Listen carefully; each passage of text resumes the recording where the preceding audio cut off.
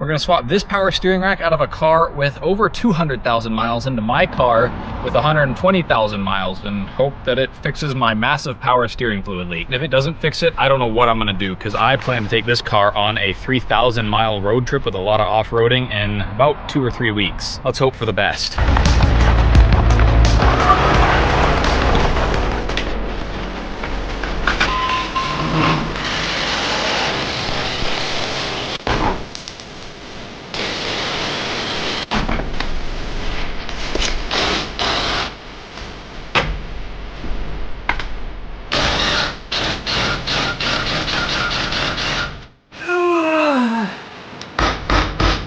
Really?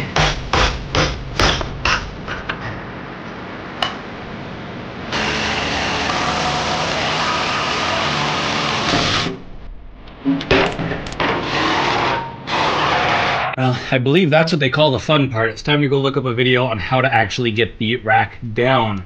The rack sits almost directly above the subframe right here. And I've just realized that my jack stands are sitting on the subframe, so we're gonna have to move those. I do feel obligated to mention that it is currently still 95 degrees out at 7 o'clock p.m. and I am drenched and the camera is struggling to continue recording, so let's hope we can get some of this done.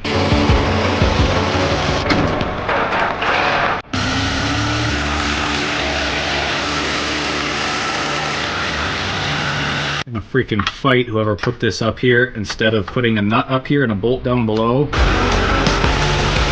What I've been dealing with for like the past half hour is that I can't get to this motor mount with the sway bar in the way. I can't remove the sway bar, pretty much period, because it's installed on top of the subframe. The video I'm watching, I don't know if the guy just doesn't have a sway bar or what, but it does not have any obstructions. Oh my, why is that so tight? This sucks exactly as much as I thought it was gonna. Oh good, I'm being covered in power steering fluid. I didn't know there was any of that left in here. Oh man, my beard's getting oiled. That's awesome. You know, it's so hot and I was so sweaty that I can't even tell I was covered in power steering fluid at the moment. I love how they run the brake light right through where you need to work as well, just as an extra little f you. So in order to get to that, the power steering lines are actually in the way, so I had to remove the power steering lines, the ones that go up to the pump, before I removed the motor mount. And I'm just getting a little more beard oil there. That's perfect. All right, next we have to loosen the front subframe bolts, which are hiding under this little bit of plastic. Well, it's time to loosen the rear subframe. He said it would be best to have a jack under the subframe and the engine. I don't have 2 jacks, so we're just gonna see what happens when I take the rear bolts out of the subframe now. And I am supporting the engine with the jack. I'm a little nervous. I'm gonna put a jack stand under this just to be safe. I might have to run to Harbor Freight and get another jack. I think the subframe needs to go down further. Maybe the engine needs to go up higher, I don't know. So it's not coming out yet because obviously I haven't disconnected the steering column, but I have no idea how the heck you get to the steering column. Like, I can't even see it, let alone undo a bolt on it. All right, what I think we've got here is a case of focusing on avoiding doing one thing, which is actually making the whole job take longer. What I mean by that is I'm focusing on not dropping the subframe when I think it would just be more efficient and also better to just drop the darn subframe already. I don't have the tools for it. I'm gonna need at least one more floor jack as well as something to hold the engine from the top. So I think that's all we can do for tonight, and we will come back tomorrow. I am really nervous about this. It is starting to feel like I've bit off more than I can chew, but I don't really have much choice but to try to finish the job now. Ugh. Featherweight! Well, if you or I thought it was going to be colder today, we were wrong, because it got up to 100 degrees. I also had to drive all the way up, half hour each way to North Spokane to get this thing, because it wasn't in stock at my store. Well, that's a bar of metal if I've ever seen one. Dude, this thing is like not really long enough. All right, let's get the second jack up under the front and undo the last 2 bolts and see what happens. All right, our subframe is detached. Let's see what happens if we drop it a little more. Nothing. It's still hanging on to something. Oh, the remaining motor mounts, obviously. Let's undo those. That's gonna be a nightmare to get back in. Well, let's see what happens now if I got them all. Absolutely nothing happened. You know, I'm starting to think it's because we still have the lower control arms attached everywhere. I wonder if we got rid of those, if it would come out. So right now I'm trying to get the suspension disconnected so the whole subframe will drop, or at least a little bit. I don't need the subframe to drop all the way really even. All right, the suspension is largely detached. Let's see if we can drop it now. It's like we're freaking hung up on something. I might also have to take off the brakes for the same reason, but I'm not sure yet. Still is not dropping, man. There, the suspension is now completely separated aside from the brake. Something or other is still attached under here, and I cannot for the life of me figure out what. I think I found the stubborn engine mount that I couldn't find. Moment of truth here. Well, it moved further. It still isn't exactly out. All right, I'm gonna see if I have enough room now to get this power steering out of here. Oh, I still haven't gotten the steering shaft disconnected, damn it. Oh, thank God, it is much easier to get to now at least. Oh, an arm. I hate my life, I hate my life. Why did I choose this hobby?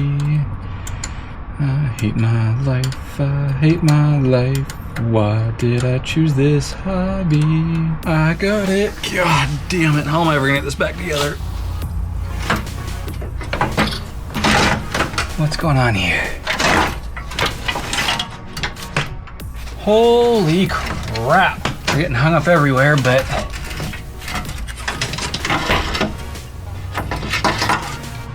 this job sucked. Don't freaking do this. I mean, I encourage you to do it yourself, but wow. All right, so now what I need to do is transfer over the tie rods, trying to keep my alignment fairly similar, as well as turn this one to be in the same orientation as the last one, so we don't end up with a situation where I can turn 90 degrees right, but only about 10 degrees left, something. So I need to figure that out. All right, so we've turned the new rack to where it's roughly in the same position as the old one. That should also just make it much easier to install, of course. Of course, once we get this back in here and we get the car all put back together, oh God, I hope we can get the car built back together, we will need to align it. Align it. Glad I noticed this. Notice how this rack has 2 bolts coming out right here. This new one does not, and so we are gonna need to hammer out these studs from this one and put them into the other one. So I didn't actually need these all the way in, I just wanted to hammer them in enough so they wouldn't fall out while we're trying to put this thing back into the car. And it still feels so wrong to put a power steering rack into a car that's had double the miles of the one that we've taken out. But this is the one I have, this is the one we're gonna put in. On the plus side, second time I do this, it'll be faster, right? I don't know, I'm just procrastinating by talking to the camera here. I think what you need to do is get this thing back in there.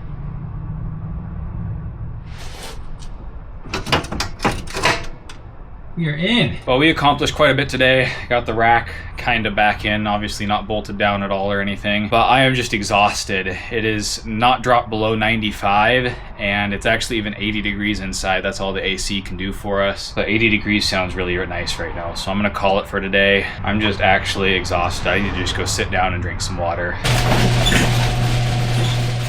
All right, I had a few days to decompress. I was busy, but now we're back out here. We're gonna get this thing put back together today or tomorrow, and it's gonna be easy. Maybe my confidence has been boosted by the fact that I've forgotten how bad it was. Let's start by trying to get that steering shaft reconnected. Okay, let's see if we get this started now. Gosh, it is a little cramped under here with 2 jacks and myself. Shoot, God. This stupid hose, what does this even go to, man? A little percussive maintenance can't help, right? Shit. How the f***? Everything I said about forgetting how bad this was correct. Can't even get the damn thing back off now, dude. Like, it's freaking on there. I just can't get the bolting. God damn it. Why is a timing belt on this car easier than a freaking power steering rack, man? I don't wanna. Oh, God. Oh good, now we're back where we started. I'm getting real tired of being under this car. Son of a f***ing, this pipe is in the way, dude. Who put this here? Well, my watch just called 911, so that's neat. Oh, and they're calling back. Well, this is 911. We just got a hang-up call from this number. Want to see if you need any assistance? No, I'm just under my car and my watch called you. I'm so sorry. No, that's okay. It happens all the time. You enjoy the rest of your day. I'll let you go. Thanks, bye. Oh, God. No, is it doing it again?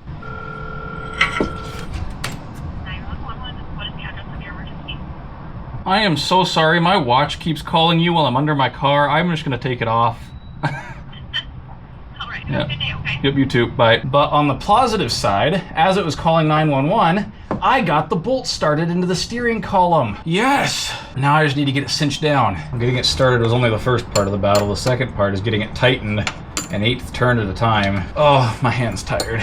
Oh, my hand is so tired. Okay, there's one more cinch. All right, and my watch only tried to call 911 twice. Not bad. Now I need to get the return and pressure lines connected. What the hell? Why are these not cooperating, man? Ow! Oh! My head, I hit it on the jack. Our lines are connected back up now. I think it's time to do the rest of the job here. However, before that, but not in this video, we are gonna put in some new suspension as well as some new CV axles. These are both parts from an XC90 and they should give us that extra 2 inches of lift up front from the struts as well as better articulation because the XC90 half shafts are of a different design and they're higher quality. Like I said, that's gonna be in next week's video when we install the complete stage 2 lift on this thing because this video is focused on the power steering and I think it's plenty long as it is and plenty painful. Plus, the reason that we're actually dropping the subframe was originally for the power steering. I just figured, you know, we'd lift it while we're in there, you know? I mean, why not? Why not? How hard could it be? So you might still notice that our suspension is still in pieces. That's because the parts for the lift haven't come in yet. We have 6 days until we need to leave on our 3,000 plus mile road trip. So we're gonna try and get this subframe and all the power steering stuff tied up as much as we can today, and then we'll be able to take care of finishing up the lift later. And of course, you'll see that in next week's video. So since it's been a while and I've forgotten we are gonna be using this, I generally went from top left to bottom right like you read, and we're gonna be trying to put it back together in that order and make sure that we have none of these guys left over. By the way, if you've got a better solution than the cardboard solution, especially for not losing nuts, because these guys aren't actually held in by anything, leave it down in the comments below. Let's get started on trying to get this thing put back together. All right, according to my cardboard over there, we did the engine mounts last, and so I'm gonna try to bolt up all the engine mounts before we actually bolt up the subframe itself. And the best part is if I jack this thing up wrong, I could pinch something that is in the wrong position, that sort of thing, and break something else, or even break the new power steering rack that I put in, so I'm a little nervous about that. Oh man, we are not even close. Actually, we aren't as far away as I thought. Well, that's a good start.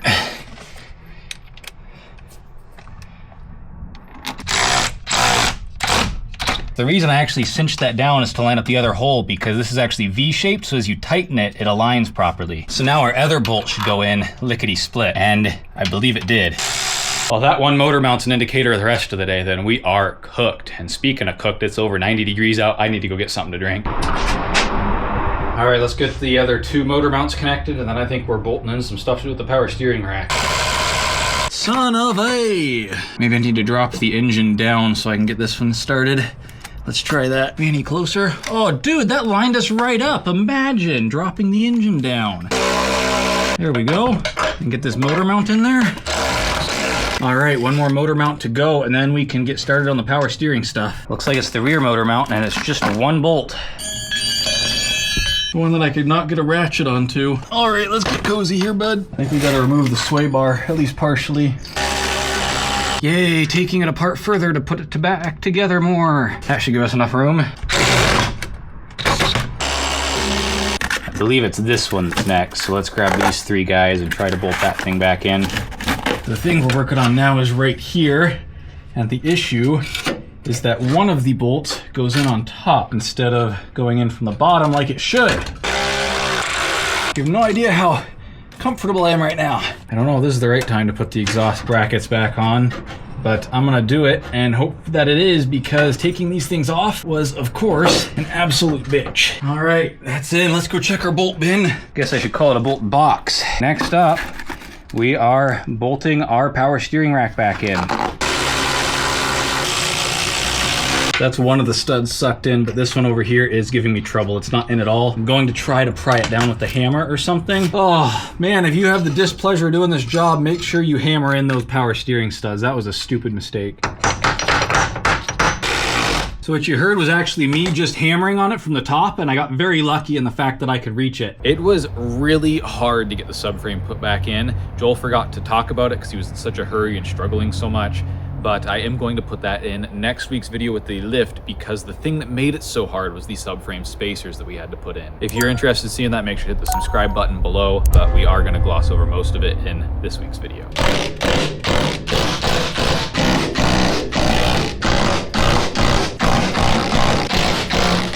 Oh, we do still have this to put in. Let's go do that. There is so much room for activities when you're not sharing your crawl space with 2 jacks. Ow!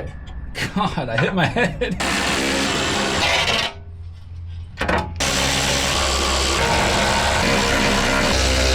Well, that's unfortunate. One of my skid plate nuts has stripped. I guess I have 4 others.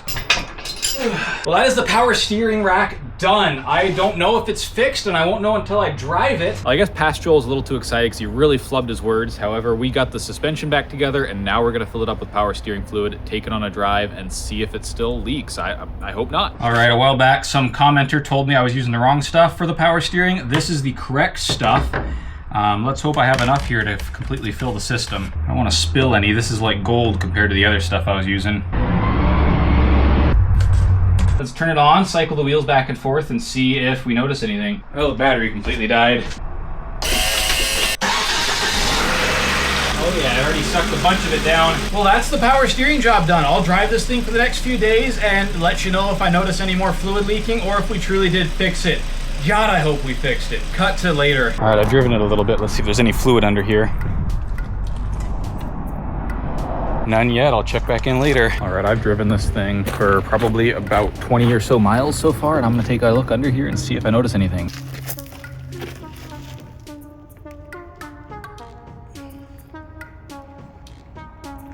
Nothing under there. Let's take a look in the reservoir and see what the level is.